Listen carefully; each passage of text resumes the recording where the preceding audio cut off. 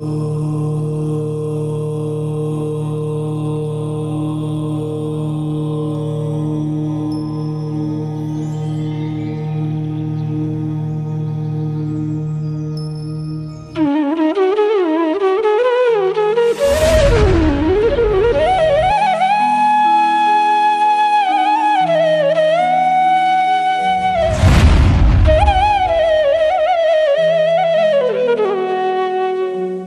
नमः सिद्धेभ्यः। ओम नमः सिद्धेभ्यः। ओम नमः सिद्धेभ्यः। मोक्ष मार्गस्य नेतारं भेत्तारं कर्म भूभृतां ज्ञातारं विश्वतत्त्वानां वंदे तद्गुणलब्धये वंदे तद्गुणलब्धये। बोलो देवादिदेव 1008 श्री श्याम सनाथ भगवान की जय। आचार्य उमा स्वामी महामुनिराज की जय।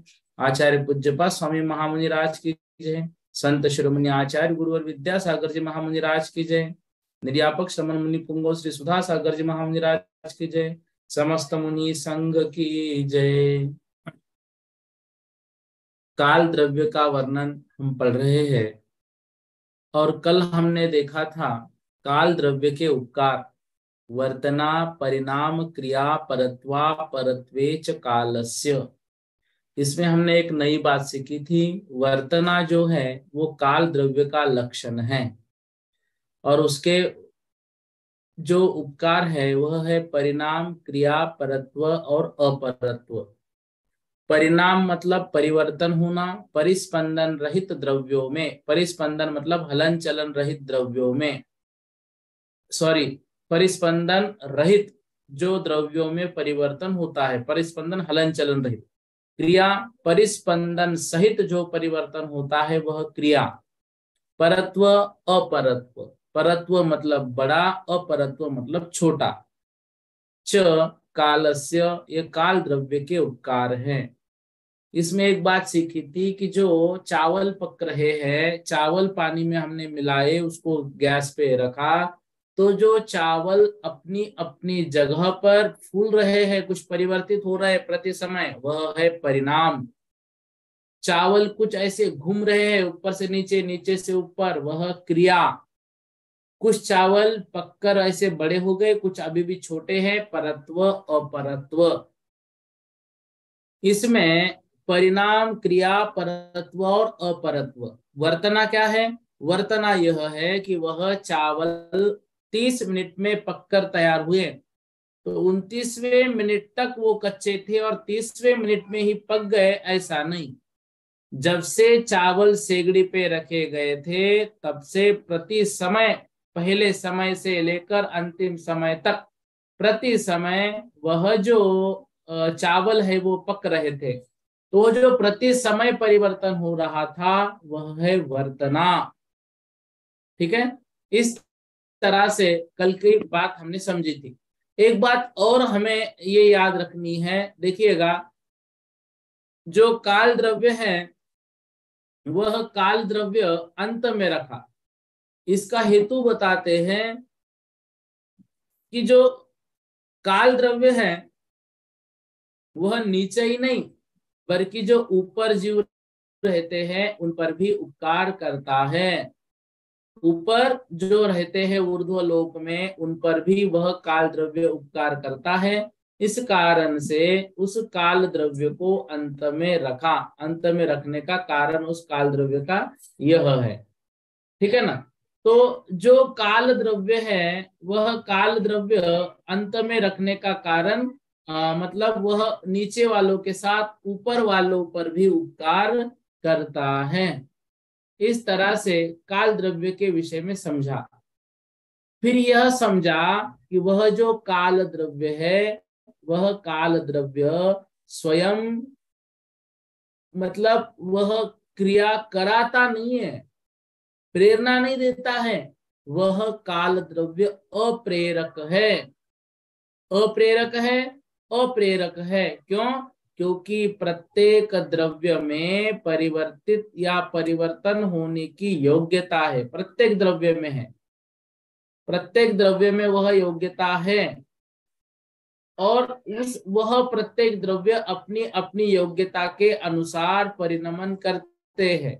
उसमें जो सहकारी कारण है वह सहकारी कारण का नाम ही काल द्रव्य है। वह जो सहकारी कारण है उसी का नाम काल द्रव्य है। देखिए, इस विषय में कल जो बात हमने सीखी थी वह यह सीखी थी कि जो वर्तना, परिणाम, क्रिया, परत्व, अपरत्व रूप काल द्रव्य के जो उपकार है, ये काल द्रव्य के उपकार नीचे मतलब अधोलोक, मध्यलोक सहित ऊर्ध्वलोक में भी अपना मतलब असर दिखाते हैं या उपकार करते हैं। इस कारण से इसको अंत में लिखा। दूसरी बात यह सीखी थी, काल द्रव्य कैसा है? अप्रेरक है, स्वयं किसी भी द्रव्य को प्रेरणा नहीं देता है। लेकिन उतनी ही सच बात यह भी है, बिना काल द्रव्य के कोई भी द्रव्य परिवर्तन नहीं करेगा। देखिए, समझिए, एक जगह तो ये कहा जा रहा है कि प्रत्येक द्रव्य में परिवर्तन करने की योग्यता है, तो प्रत्येक द्रव्य परिवर्तन प्रति समय होगा, उसमें परिणाम प्रति समय होगा, जो उत्पाद व्यय द्रव्य रूप होता है। इस बात को हमने समझा, ये बात बिल्कुल सही है। लेकिन दूसरे ही पल ये कह रहे हैं कि काल द्रव्य नहीं होगा तो अन्य जो द्रव्य है वो परिवर्तित या उसमें परिवर्तन नहीं होगा। क्यों नहीं होगा? क्योंकि परिवर्तन के लिए अंतरंग और बहिरंग दोनों कारणों की आवश्यकता होती है। अंतरंग कारण है उनमें अपने प्रत्येक द्रव्य में परिवर्तन करने की योग्यता, और बहिरंग कारण है काल द्रव्य। जैसे स्कूल में जो बच्चे पास हो रहे हैं, आगे आगे बढ़ रहे हैं, उनकी अपनी मेहनत है, वह अंतरंग कारण। बहिरंग कारण वह स्कूल।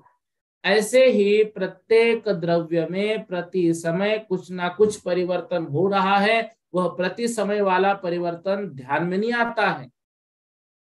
जैसे हमारा बच्चा हमारी आंखों के सामने बड़ा बड़ा होता है, हमारा इतना ख्याल नहीं जाता है, ध्यान नहीं जाता है उस पर, क्योंकि प्रतिदिन वो थोड़ा थोड़ा बढ़ रहा है। लेकिन जो 1-2 साल बाद उसको देखते हैं तो बोलते हैं, अरे तो बहुत बड़ा हो गया, कितना बड़ा दिख रहा है, पहले तो बहुत छोटा था। तो हम कहते नहीं, ये तो वैसा ही है जैसा था, क्योंकि हम प्रतिदिन उसको देख रहे हैं, उसका प्रति समय का परिवर्तन हमारे आंखों के सामने हो रहा है, वह पकड़ में नहीं आता है। तो वह प्रति समय जो परिवर्तन होता है ना, उसका नाम है वर्तना। उसका नाम क्या है? उसका नाम है वर्तना, जो प्रति समय परिवर्तन हो रहा है। ठीक है ना? वह वर्तना काल द्रव्य का लक्षण है, वह निश्चय काल है। ठीक है। फिर परिणाम, क्रिया, परत्व और अपरत्व। परिवर्तन को परिणाम कहते हैं। द्रव्य में जो परिस्पंदन रूप परिणाम है वह क्रिया है। अपरिस्पंदन रूप जो परिणाम है वह परिणाम है। अल्पकालीन पर्याय की अपेक्षा दीर्घकालीन पर्याय परत्व कहलाता है। दीर्घकालीन पर्याय की अपेक्षा अल्पकालीन पर्याय अपरत्व कहलाता है। इसमें वर्तना, परिणाम, क्रिया, परत्व और अपरत्व, इन सभी बातों को कल की कक्षा में हमने समझा था। अब देखिए, व्यवहार काल को परिणामादि रूप क्यों माना गया है? जीव पुद्गल के परिणाम रूप पर्याय से तथा देशांतर में आने जाने रूप अथवा गाय दुहनी व रसोई करना आदि हलन चलन रूप क्रिया से तथा दूर या समीप देश में चलन रूप कालकृत परत्व अपरत्व से यह काल जाना जाता है। इसलिए यह व्यवहार काल परिणाम, क्रिया, परत्व और अपरत्व लक्षण वाला है। जो प्रति समय परिवर्तन हो रहा है वह निश्चय काल है, और जो दिखने में आ रहा है, जो व्यवहार हम बनाते हैं, वह कहलाता है व्यवहार काल। सभी द्रव्यों में सादी एवं अनादि परिणाम किस प्रकार से है? दोनों द्रव्यार्थिक और पर्यार्थिक, ये जो नए हैं, इन नयों के कारण सब द्रव्यों में सादी एवं अनादि दोनों परिणामों की सिद्धि होती है।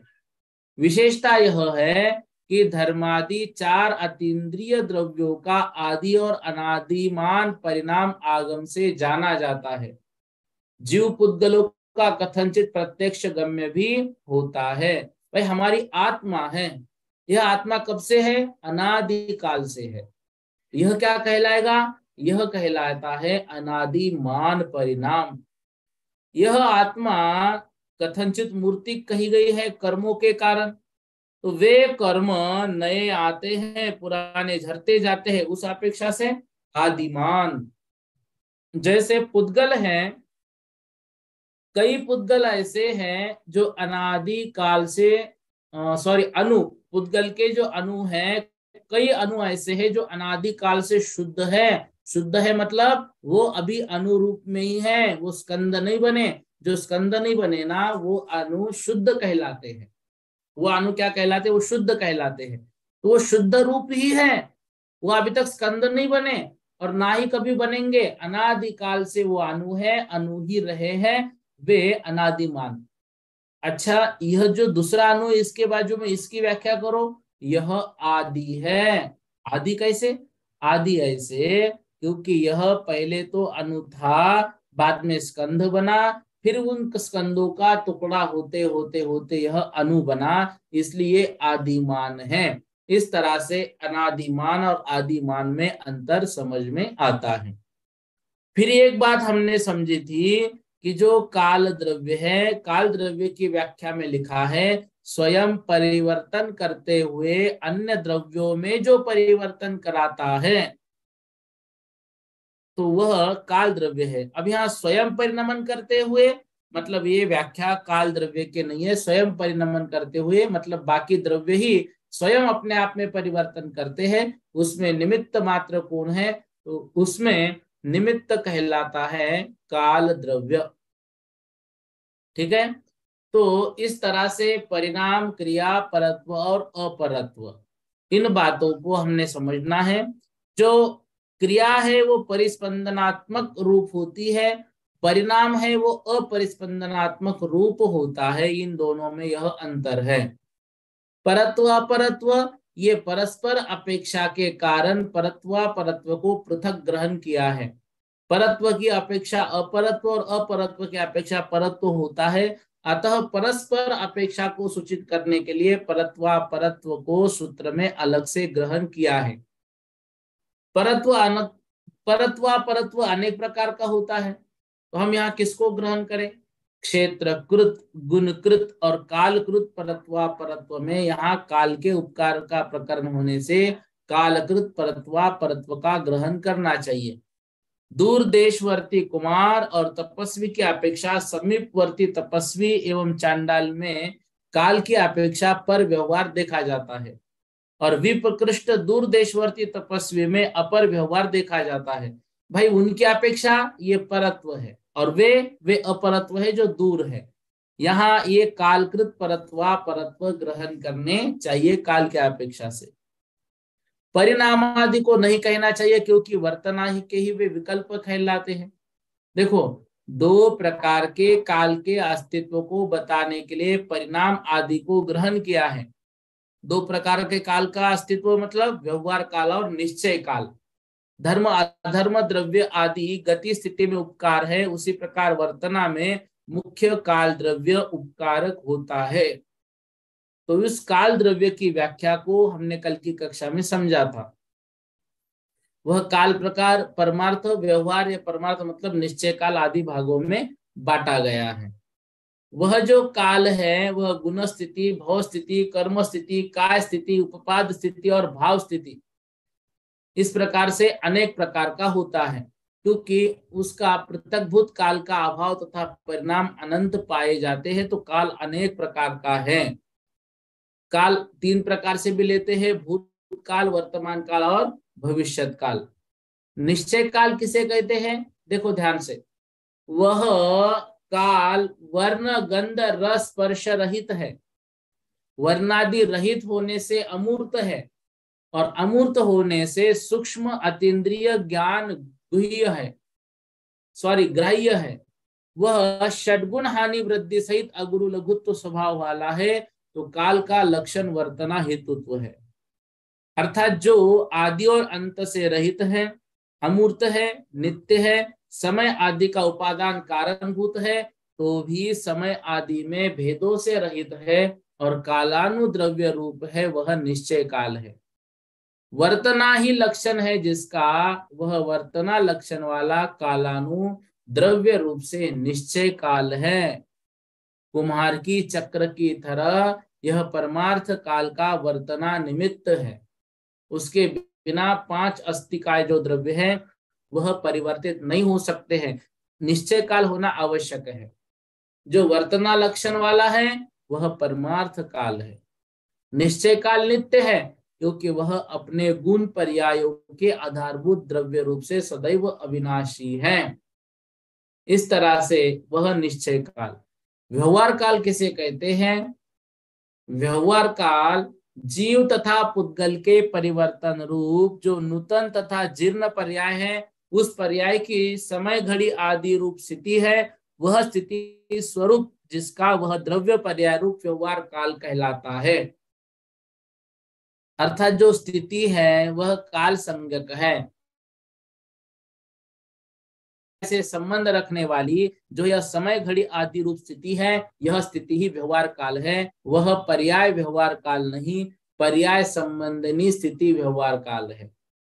तो फिर व्यवहार काल को हम क्या माने?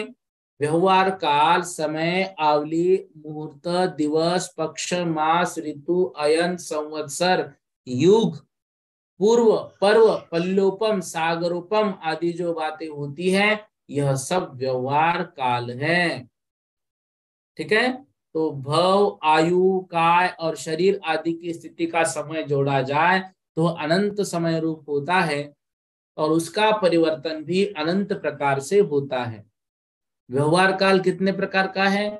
असंख्यात समय की एक अवधि होती है और संख्यात अवधि का एक उच्छ्वास होता है। व्यवहार काल के अवधि से लेकर संख्यात असंख्यात अनंत भेद होते हैं। व्यवहार काल से समय बहुत सूक्ष्म है, वह निश्चय काल है।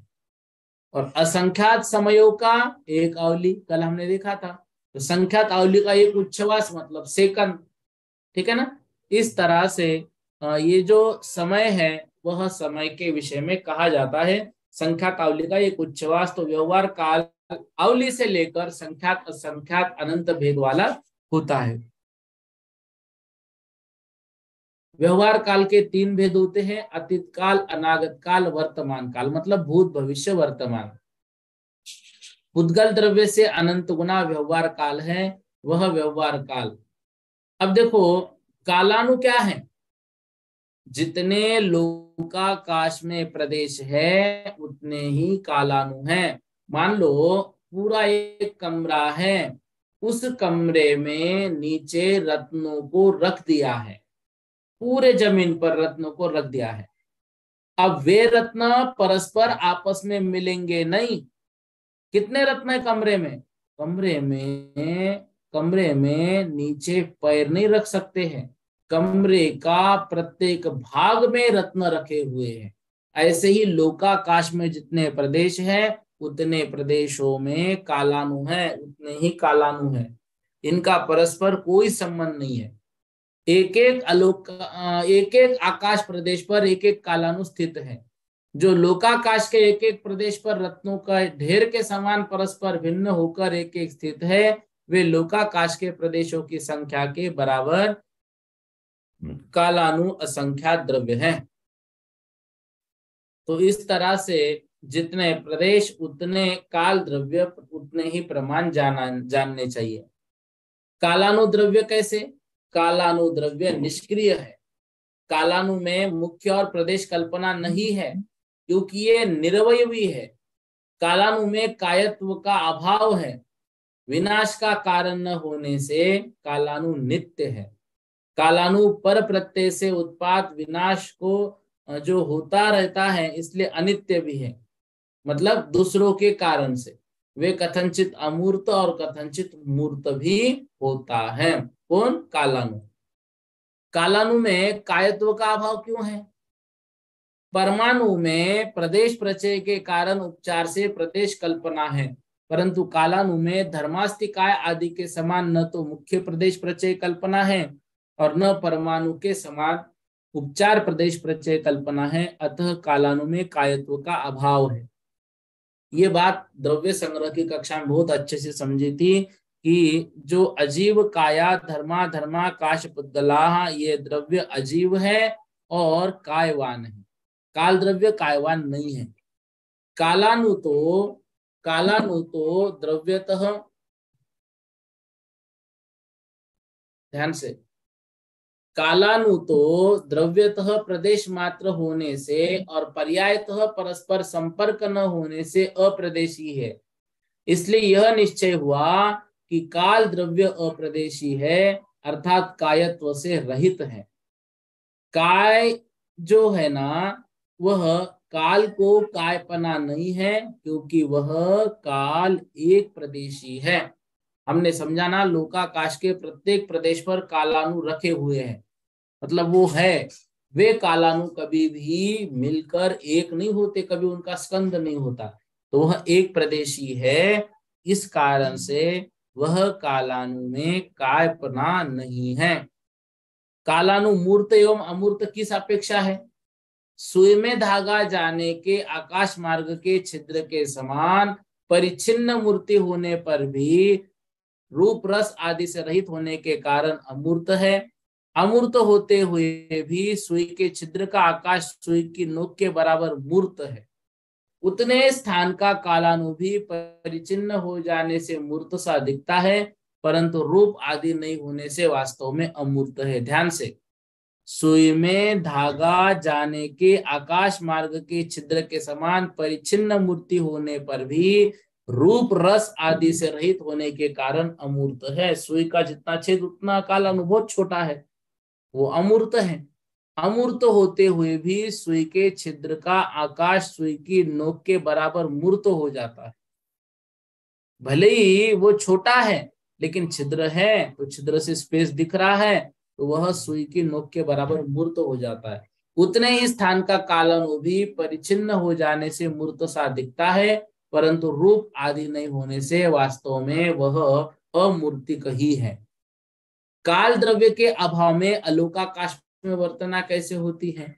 उत्तर, आकाश अखंड द्रव्य है, इसलिए जैसे चाक के एक कोने में डंडे की प्रेरणा से कुम्हार का सारा चाक घूमने लगता है, जैसे स्पर्शन इंद्रिय के विषय का प्रिय अनुभव एक अंग में करने से समस्त शरीर में सुख का अनुभव होता है, उस प्रकार लोकाकाश में स्थित जो कालानु द्रव्य है वह आकाश के एक प्रदेश में स्थित है, तो भी सर्व अखंड आकाश में परिणमन होता रहता है।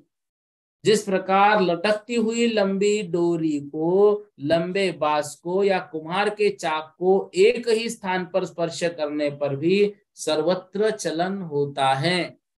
आदरणीय स्वर्गीय पंडित श्री रतनलाल जी बनारस साहब कहते थे, आंगन में गाय बांधी है और उसको रस्सी बहुत लंबी बांधी है। अब उस रस्सी को लेकर वह गाय आंगन से बाहर भी जाती है, रस्सी बहुत लंबी है। अब उधर गाय हिल रही है, रस्सी हिल रही है, तो वहां की रस्सी से कारण यहाँ की, मतलब जो आंगन में बांधी हुई जो रस्सी है यहाँ से वहां तक लंबी, तो यहाँ पर भी प्रति समय कंपन हो रहा है। इस प्रकार काल द्रव्य के कालानु में एक जगह परिवर्तन हो रहा है तो सब जगह परिवर्तन उसका माना जाता है। जिस प्रकार मनोज्ञ स्पर्शन इंद्रिय विषय का अथवा रसनेन्द्रिय स्पर्श दंश या तृण आदि शरीर के एक भाग में होने पर भी संपूर्ण आत्मा में दुख उत्पन्न वेदना होती है, उसी प्रकार काल द्रव्य लोकाकाश में ही होने पर भी सारे आकाश में परिणति होती है, क्योंकि आकाश अखंड और एक द्रव्य होता है। सब द्रव्यों के परिणमन में सहकारी कारण काल द्रव्य है, तो काल द्रव्य के परिणमन में कौन सा द्रव्य कारण है?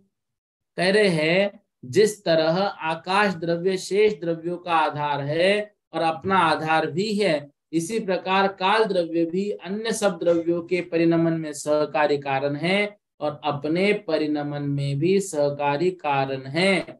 जैसे दीपक, घटपट आदि अन्य पदार्थों का प्रकाशक होने पर भी स्वयं अपने आप का प्रकाशक भी होता है, उसे प्रकाशित करने के लिए अन्य दीपक आदि की आवश्यकता नहीं होती। इसी प्रकार से काल द्रव्य भी अन्य जीव पुद्गल आदि द्रव्यों के परिवर्तन का निमित्त कारण होते हुए भी अपने आप का परिवर्तन स्वयं ही करता है, उसके लिए किसी अन्य द्रव्य की आवश्यकता नहीं पड़ती है। इस विषय को याद रखना। जैसे काल द्रव्य अपना उपादान कारण है और अपने परिणमन का सहकारी कारण है, वैसे ही जीव आदि सब द्रव्य भी अपने उपादान कारण और अपने परिजन के सहकारी कारण क्यों नहीं है? उनके परिणमन में काल से क्या प्रयोजन? उत्तर, ऐसा नहीं है। यदि अपने से भिन्न बहिरंग सहकारी कारण की आवश्यकता न हो तो सब द्रव्यों में साधारण गति स्थिति अवगाहन के लिए सहकारी कारणभूत धर्म अधर्म आकाश द्रव्य की कोई भी आवश्यकता नहीं रहेगी। काल का कार्य घड़ी दिन आदि प्रत्यक्ष दिखाई देते हैं, किंतु धर्म द्रव्य आदि का कार्य तो केवल आगम से ही जाना जाता है। यदि काल द्रव्य का अभाव माना जाएगा तो धर्म अधर्म आकाश द्रव्य के अभाव का प्रसंग भी आएगा, उसी प्रकार आ जाएगा। तब जीव तथा पुद्गल ये दो ही द्रव्य रह जाएंगे।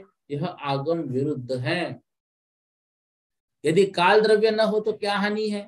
देखो, काल के अभाव में पदार्थों का परिणमन नहीं हो सकता। परिणमन न हो तो द्रव्य भी न होगा तथा पर्याय भी नहीं होगी। इस प्रकार सर्व के अभाव का प्रसंग आएगा। अतः काल का अपने आप में बहुत बड़ा महत्व होता है। काल द्रव्य का अस्तित्व कैसे जाना जाता है? समयादिक क्रिया विशेषों की और समयादिक के द्वारा पाक आदि के समय पाक इत्यादि रूपक से अपनी अपनी रौडिक संज्ञा के रहते हुए भी उसमें जो समय काल और अवदन पाक काल इत्यादि रूप काल संज्ञा का अध्यारोप होता है, वह उस संज्ञा के निमित्तभूत मुख्य काल के अस्तित्व का ज्ञान कराता है, क्योंकि गौण व्यवहार मुख्य की अपेक्षा रहता है। इस तरह से यह विषय थोड़ा समझिए। समय किसे कहते हैं? अति सूक्ष्म अविभागी कालांश को समय कहते हैं। तत्प्रायोग्य वेग से एक परमाणु ऊपर की ओर और दूसरे परमाणु के नीचे की ओर जाने वाले इन दो परमाणुओं के शरीर द्वारा स्पर्शन होने में लगने वाला काल समय कहलाता है।